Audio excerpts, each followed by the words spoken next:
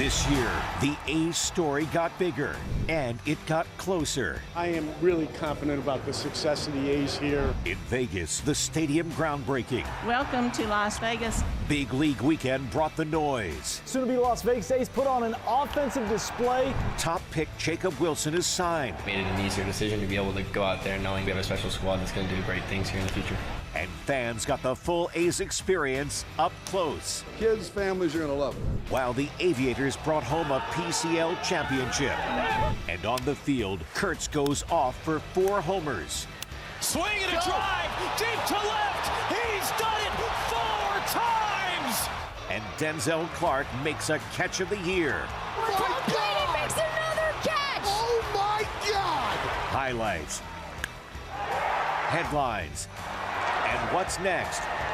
Fox 5 and the Silver State Sports and Entertainment Network are covering the bases with the A's. Sponsored by Big Bully Turf.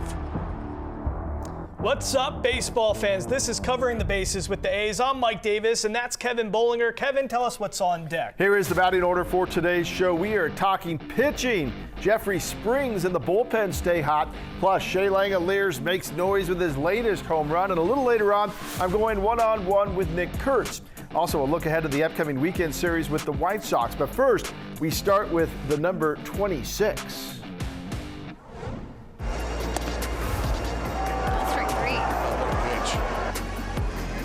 A swing and a miss. It certainly is a swing and a miss. 1-2, a late swing and a miss. Ground ball to Jacob Wilson. He'll feed it to second, wheel on to first, and there's the double play that Dallas was just mentioning. Strike 3. A payoff pitch at 100 for Elvis Alvarado. Lucky number 26. All off-season long, the question mark for this team was pitching. We'll throw away the question mark because this pitching staff has been going to work. As last week, the A's staff combined tossed 26 innings of scoreless baseball from the second inning of April's A's game versus the Yankees until the first inning of April 11th's game versus the Mets. The A's pitching staff did not allow a single run. It was nearly 3 straight outings of scoreless baseball. The team would shut the Mets out again on the Sunday finale to make it 3 shutouts during that New York road trip as the A's go 5-1 in New York, including a sweep of the Mets. Here's manager Mark Kotze on his pitching staff. You come into New York, especially against these two teams, and have a chance to sweep the Mets and get it done. It's a pretty remarkable road trip for us. I think everybody from the pitching staff to the lineup, the way we played defense for this road trip showed up today, and it was a great pitching performance by everybody that touched the mound today. And one dude in particular is absolutely dealing. It's Jeffrey Springs. Yeah, 100%. Springs with 3 wins and no losses, an ERA of just 1.46, 20 strikeouts so far this season. He's simply become the ace of the A's rotation. Yeah, so Kevin, Springs looks like the guy we expected Severino to ultimately be. The bullpen also looks super solid, especially newfound closer Joel Kuhnel. So how surprised are you by this pitching that the team has demonstrated thus far? Well, I think if anybody's being honest with you, anyone would say that they've got to be a little bit surprised, right? Even though the bullpen was much better in the second half last year and they did pick up some pieces in the offseason, it really was the big question mark coming into this season. Keep in mind, all of this success is happening despite the rough start of the season, the free agent bullpen acquisition, Mark Leiter Jr., who's made 9 appearances, totaling 8 innings so far. He's given up 14 hits with 2 home runs and an ERA of 9. So once he gets going, because he was kind of supposed to be the anchor of that bullpen in the middle innings there, once he gets going, though, what really could have been seen as a weakness coming into the season could turn into one of the A's strengths. Yeah, it's great to see what the pitching staff is doing. But now from the pitching to the lineup we go. I did lose in a walk-off. And this one blasted out to left, lift-off! Langeliers with a 2-run homer, and the A's in control 4-2. A certified moonshot by catcher Shea Langeliers. That banger goes for 467 feet, the longest home run in the MLB this season. That was Shea's 6th on the year, but his first since April 1st in Atlanta. Here was the catcher after the game. Trying to get a good pitch over the heart of the plate, trying to be on time. I kind of took my shot there 2-0. He made a good pitch with the slider, and then I was still on time for the sinker and got a good swing off. For Shea, we all know the power's there.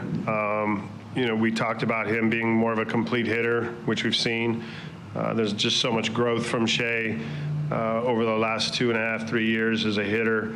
And it's not, like you said, it's not surprising on my end. I felt like the accomplishments that he had coming out of AAA, all of his minor league numbers said that he was a professional hitter, and he's continuing to show it as we get into the season. Yeah, Kevin, so Shea is really leading the way for this lineup and truly the heartbeat of this team. How dangerous, though, can the A's be if pitching continues the way it's been, but the bats also wake up like we initially expected? Well, it is a 162-game season, so we all know there's going to be a lot of ups and downs here. But if they can get that consistent pitching and they can win some of those 1-0 games like they did Sunday against the Mets in New York, then there's going to be times this season that the offense can also carry the team and win some games 9-7. The team's still only hitting .227, but when we talked about this just a couple of weeks ago in terms of their lineup, Langeliers was the only one of the regulars that was hitting above 200. Now there are 4 players besides Langeliers above 200. 3 of them are above 250, and then mix in Nick Kurtz, who's only hitting 186, but he leads all the regulars with on-base percentage at .368 and has 17 walks so far this year. So you have the table being set. Now they just have to get them knocked in. They're hitting .227 with runners in scoring position through these first 18 games. Okay, yeah, winning those close games is certainly a good sign. Coming up on deck, we have a closer look inside the clubhouse. A's play-by-play broadcaster Jenny Kavnar joins the show. And don't forget, we're going to take a trip to the farm. Mariah Janos is taking us through star prospect Henry Bolte's journey through the minor leagues. He's done it 4 times!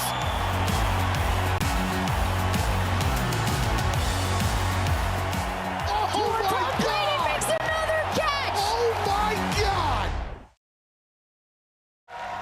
Play ball, Las Vegas. This is Covering the Bases with the A's. Sponsored by Big Bully Turf. All right, so joining me now is the great Jenny Kavnar, play-by-play athletics broadcaster. Jenny, great call last night. Let's start with the Shea Langeliers bomb, okay? He really ripped this baby. 467 feet, the longest home run in the MLB this season. What was it like to see that in person and have that call? Well, first of all, it's just great to see Shea hit a homer here in West Sac. We know the first week he came out swinging and banging, and man, those 5 home runs in that first week on the road were great. But of course, the A's record wasn't great. So you want him to get involved and in the mix and have those homers count towards wins. It absolutely did last night. I think, too, Shea is the heartbeat of this team, right? When you think about the catcher's position and everything that runs through him, this pitching staff has done such a fantastic job through this stretch of wins right now. And so for Shea to also get it done at the plate, have the homer and a big night there, really just a guy that you root for every day. And he wanted that elephant mask on. He hadn't had it yet since they unveiled it on the road trip last week. So really great to see all in all. But, man, he blasted that thing. I'm loving the elephant mask. We'll get to that in a second, but let's talk about the pitching, as you alluded to, because that's really spawned this great win streak and everything we're seeing with the changeup. Let's start with Joel Kuhnel, because this guy, I mean, do you think he's going to be the new closer? Because this guy is just already becoming a fan favorite on social media, and it looks like he's got the juice and the demeanor. Oh, for sure. And I think it's going to be hard for Marcotte not to go to him in the 9th inning. I mean, this is a guy who came on the scene just a week ago, right? He started in AAA with the ball club, had a nice spring, had good numbers in AAA. But when they called him up, they used him right away in a situation at Yankee Stadium. The next night he comes out and he gets his first save as an A, his second career save. I mean, this is a guy that hasn't pitched in the majors since 2024. It had been a minute. And so I just think a guy in the 9th with a cool heartbeat like Joel has, so good for the team. But also, then the ability not only with swing and miss stuff, but for some soft contact. And we saw that Sunday in a 1-0 game. 4 pitches, 3 ground ball outs, let the defense work, shake hands. It's a good formula. And last night to end with Andrew McCutchen coming off the bench, who had really good numbers against him in his career, and for Joel to strike him out. What a nice exclamation point on a win last night. Another 1-run win. If the A's are going to be in these tight games, they're going to need a variety of guys though in the bullpen, I think, to be able to handle the ninth. And it is nice to have those options. They have 3 different guys with saves right now. You have the lefty option, obviously, in Hogan Harris that they used earlier in the game when the game was tight. Brought him in a situation to handle a pocket for the Rangers. He did that. And so then, yeah, I think these guys, it's going to be literally about a group that you're spreading the wealth down there in high leverage situations. But Joel has made a very good case that he could be the one who ends up with potentially the most save opportunities on this team. Yeah, and when we're talking pitching, I mean, we definitely have to discuss Jeffrey Springs. The guy has just been phenomenal so far this season. What has been, the mentality, the difference for him, you think, in conversations you've had with him? Yeah, I think it's the attack mentality, right? This is a guy that last year, in his first year after getting traded from Tampa Bay over here to the Athletics, not only did he struggle here in West Sacramento, but he struggled the entire year in the first and second inning. I mean, that's where all the runs piled up. Over 50% of the runs he allowed were early in the game. And when you're falling behind early, even with an offense like the A's have, it's tough. It's tough on the pitcher. It puts pressure on the offense to try and get back in the game for you. So I think for him, the attack mentality that we have seen, really going after teams and going after the top of the lineup, the confidence that he's had at the start of the game, that set the tone, right? And then obviously being efficient with his pitches, not getting deep into counts, has allowed him to get deep into a ball game. We saw him have a no-hit bid in his outing in New York, and then obviously the carryover and pitching deep in his start here in Sacramento. He's 3-0. He is the leader of the pack right now for that starting pitching crew. And I think for Jeffrey Springs, really stepping up this year was something he probably had in mind in his second year with the A's. Good stuff, Jenny. We love having you on the show. We love having you in the booth. Thanks so much for joining us. Yeah, thanks so much, Mike. The Athletics seem to have a checklist when it comes to their prospects. A dynamic position player, power hitter, Tasmanian devil on the base paths. And lucky for the organization, they got plenty of guys within the farm system who check all 3 of those boxes. One of them is Henry Bolte. So just trying to come out and dominate these games. Coming to Vegas from AA Midland for the final 34 games of the 2025 season, being a big part of the Aviators PCL championship title, outfielder Henry Bolte is picking up right where he left off.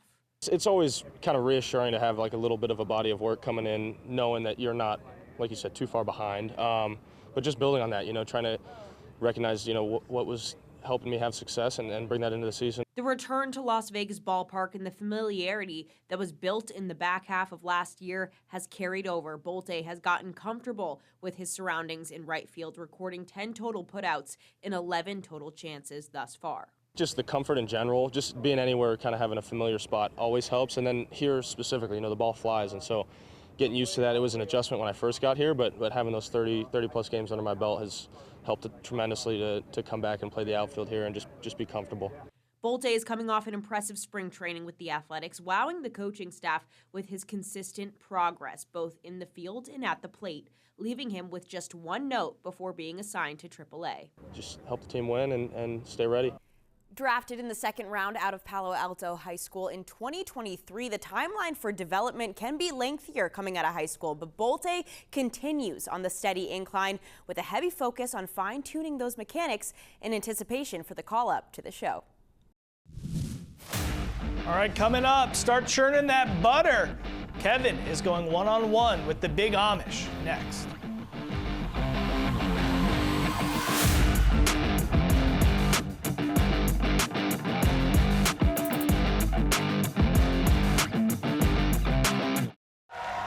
Play ball, Las Vegas. This is Covering the Bases with the A's. Sponsored by Big Bully Turf. There is no other name on the A's that generates more buzz right now than Nick Kurtz. I recently spoke with the first baseman about his memorable rookie season and the excitement for what's ahead. 2-2 to center field. Benson back. There she goes. It's been a magical ride for Nick Kurtz that started just 1 year ago. Right before the Aviators season began, we spoke with Kurtz about what it would take to get to the show. Turns out it didn't take long. Crazy to think about. Definitely feels like that playing in AAA Vegas was a long time ago.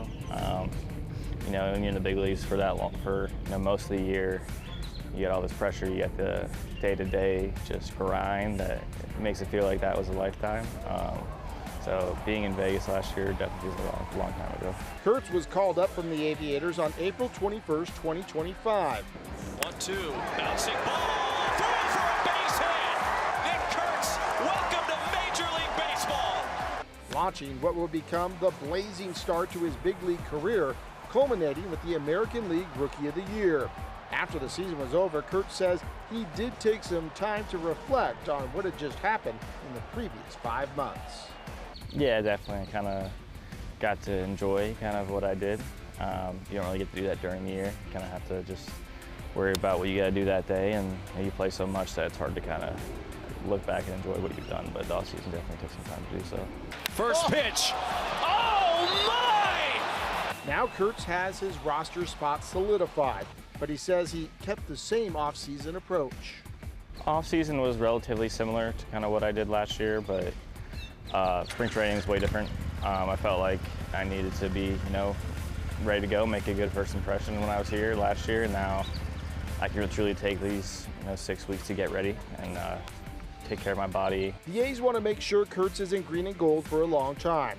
During spring training, the contract rumors swirled that the A's had offered a reported $130 million over 7 years. Nothing has been finalized yet, and Kurtz says he's going to let his agent worry about the business side. He just wants to focus on baseball. Whenever it happens. I'm just focused on, winning. That's my biggest focus. Really happy for Jacob Wilson, Tyler Soderstrom.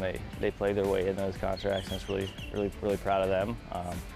I'm more so let's let the other people handle that. I'm just gonna worry about playing the game. The swing and a drive. Nick Kurtz on the board in the Big Apple. It's been a slow start in terms of power numbers and batting average, but Kurtz is also not seeing as many good pitches. His walk ratio is way up over last year. The cat is out of the bag. Nick Kurtz can hit. Now the patience and adjustments have to take place for the rest of the season. All right, great stuff there, Kev. Coming up, we're looking ahead as the White Sox head to Sacramento for a weekend series.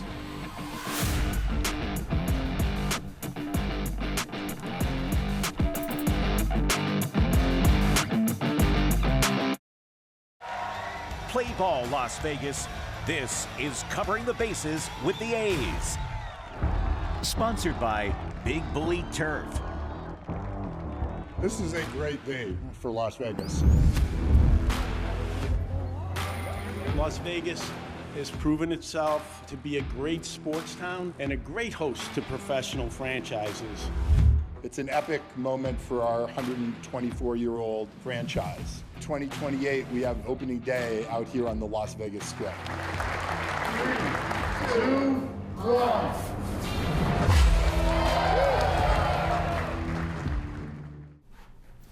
A's fans get priority access to purchase season tickets in Las Vegas for just $19.01. Right now, current A's season ticket members, Aviators season ticket holders, as well as Clark County residents who secure their spot on the priority access list will receive purchase priority ahead of the general fan. For more information, just visit athletics.com/Vegas. Okay, so as of taping this show, the A's are wrapping up their series with the Texas Rangers. Then tomorrow, a 3-game weekend homestand begins against the White Sox. And Chicago desperate to start stacking some wins and get going. The White Sox currently tied for the worst record in the big leagues. Yeah, so we'll see what happens this weekend. But let's take a look at the probable starters for both sides, starting with Friday. Davis Martin takes the mound for the Sox. Aaron Civale will look to continue his strong play for the A's. Then Saturday, Eric Fetty versus Luis Severino. Sevy still seeking his first win of the season. And then to wrap things up on Sunday, Noah Schultz takes on the red-hot Jeffrey Springs. So, Kev, the last time the guys in green and gold actually took on the White Sox, well, that was last April. The A's faced the White Sox for 2 separate series in that month, winning 5 of 6 games. So, Kev, the White Sox, certainly not the toughest team in baseball, but what's your key to winning the series for the Athletics? Well, don't let down, right? That's got to be the key. This A's team's on a roll. You want to stack series wins. You're not going to win every game, but if you win every series, you're going to be there in the playoffs. They certainly don't want to give a team that's been down any momentum. I'm looking at Saturday's game going up against Eric Fetty, the Las Vegas native, former UNLV pitcher who throws for the White Sox. That's going to be fun for A's fans to watch. But the White Sox, you know, they are looking for some type of spark. Don't give it to them. There's been some rough weather in Sacramento. The forecast for the series this weekend, temperatures in the 70s, so stick to what's going right in the last couple of weeks. Strong pitching, timely hitting, maybe a blowout somewhere in there in those 3 games would be nice to give the arms a rest a little bit because they've been in a lot of tight games here over these last couple of weeks. Yes, certainly. And if you want to take in the action at Sutter Health Park this weekend, they got a really good promotional schedule going on because this Friday, fans will be able to get that sweet bobblehead right there, the big Amish Nick Kurtz. He's even got, you know, he's got the churn in the butter thing going on. I love that. But what else do we have, Kev? Saturday, fans receiving a Sacramento A's hat, and then on Sunday, a Stomper plush hat. So 3 great opportunities, taking home some sweet promotions. The A's are definitely ramping up the game there. That is a wrap on this edition of Covering the Bases with the A's. For Mike Davis and all the rest of our team, I'm Kevin Bollinger. We'll see you next time. Until then, go A's.